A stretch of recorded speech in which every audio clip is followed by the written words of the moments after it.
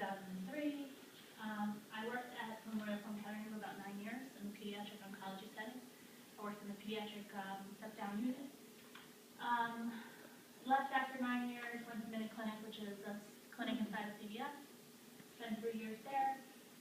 Started working as a nursing instructor at Jersey City University, Pace University, and William Patterson, where I do clinical with students in a pediatric setting, so in hospitals where we spend our time on the pediatric floors. I'm in the process of getting my doctorate. I have about a year left, and I'm an instructor for CPR, heart saver, and AED from the American Heart Association.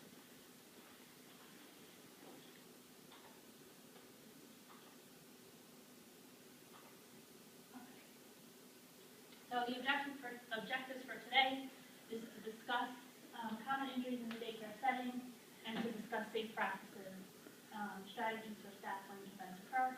And this is kind of the same presentation that I gave to the staff, except that you guys will get a little bit more. So statistics in the U.S. Your kids spend a lot of time here, but in general, statistics in the U.S.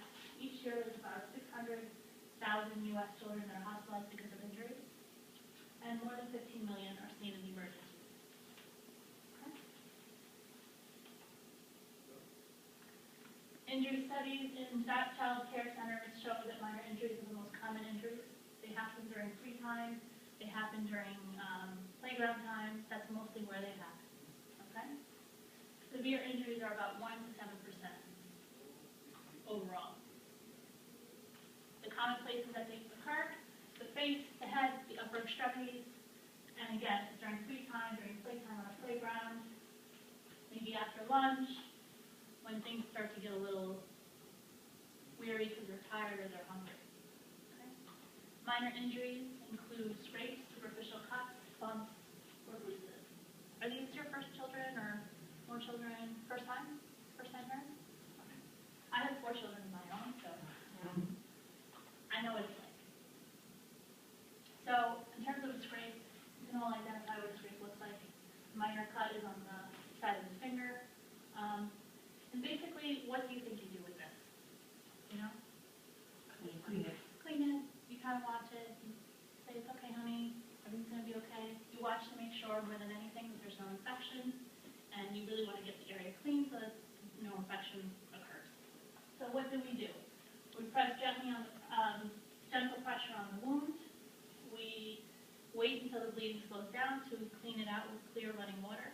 You don't need to use soap. It can just be clear running water. So bath time is actually a good time for things to kind of get cleaned out. You want to put a Band-Aid on the wound. For you guys, you could put some Neosporin on the wound just to make sure that it stays clean. Comfort the child. Of course, notify the parents at pickup. And what you guys are going to monitor for is tenderness, redness, or drainage. Okay? So it might be red around the area that it just happened if it's a fresh scrape, but you want to make sure that it stays where it stays confined to that area. As soon as it starts to open up and it starts to kind of spread out, that's when you're concerned, it starts to hurt more, those kinds of things. And that's a visit to the physician. The expanding red area that means in the blood, or? No, the expanding area just means that it's starting to get infected.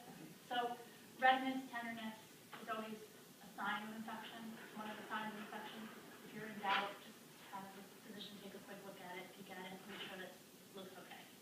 Do not look on the internet. The internet will scare the crap out of you. It's better, and don't ask 10 people, because 10 people will tell you 10 different things. Call your physician, just keep it consistent. You don't want to get yourself worked up over something that you don't need to. So minor falls are the very most common things that happen, and they typically result in minor scrapes, bumps, cuts, and bruises. What you want to do is comfort the child, obviously. You make sure that they are calm. You try to check the injury. You could put a cold compress or ice pack on it. You want to let the child rest. And you want to monitor them for about 24 hours. What are you looking